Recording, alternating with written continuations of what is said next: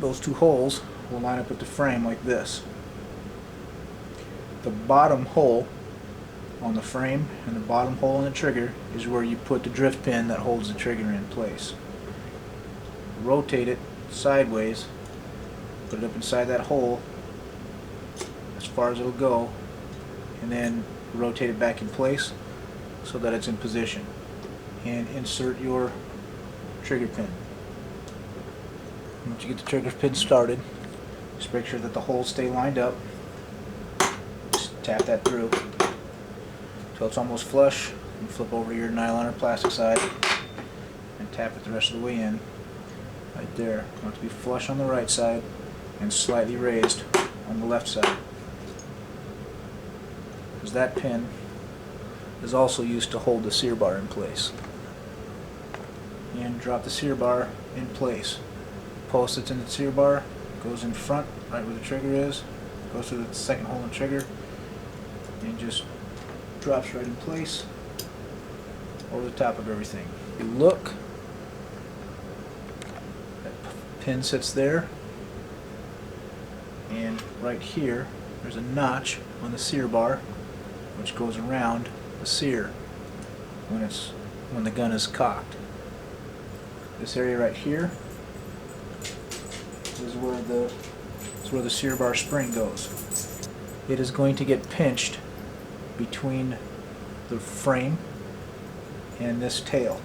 Don't let it go behind the tail. It needs to go in front of the tail, between the tail on the sear bar and the front of the frame. Other than that, the shape is kind of self-explanatory.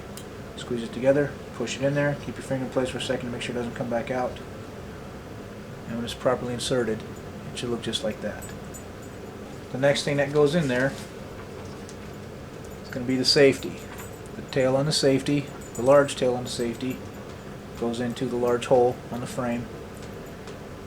A small tail on the safety just sets right here, just forward of the sear bar.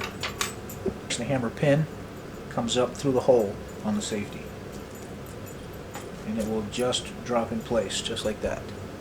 Once all that's in place, the side plate goes on.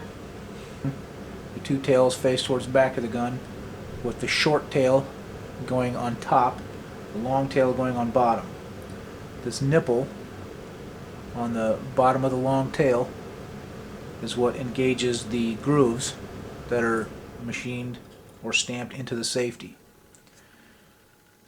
The small hole goes over the trigger pin. The top hole, or middle size hole, goes over the hammer pin, and the large hole, or the middle hole, is where the screw goes through and goes through the threaded hole in the frame. That will just set right on top of all of this. Has a little bit of a flex to it, and as you screw that down, it will take that flex out of it. Screw it in.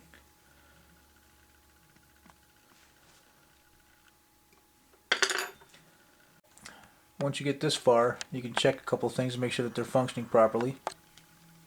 If you look when you engage the safety, it should cause your sear bar to drop away from the sear. Right there. And then when you fully cock the hammer, that should fully engage. Now with the hammer cocked, you can engage the safety, which will cause that to drop away again. And then when you disengage the safety, it will re-engage. Put your thumb over the hammer, pull the trigger, and gently release the hammer, and now you know all of that is functioning properly. Now flip the gun over, and you will replace the slide lock. Now we're going to replace the slide lock. Just like when you disassembled it, be very careful not to lose that spring. It's a little tiny spring that sets inside a hole in the front of the slide lock.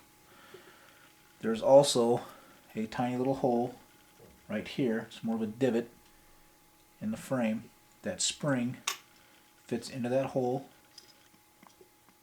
and then the slide stop or slide lock just kind of drops into place right inside that frame where it's fitted. Else, before you pick up that gun or move that gun, in order to make sure that you don't lose that spring, drop that grip in place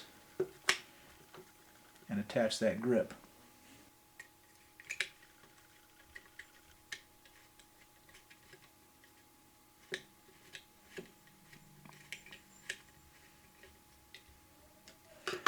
Now you know none of that's going to get lost.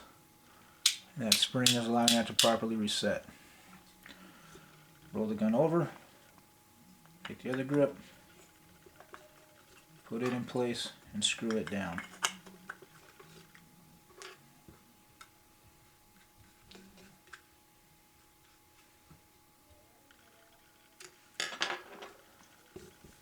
And there you have a completely reassembled from detailed armorer's level strip on a high standard 22 Victor.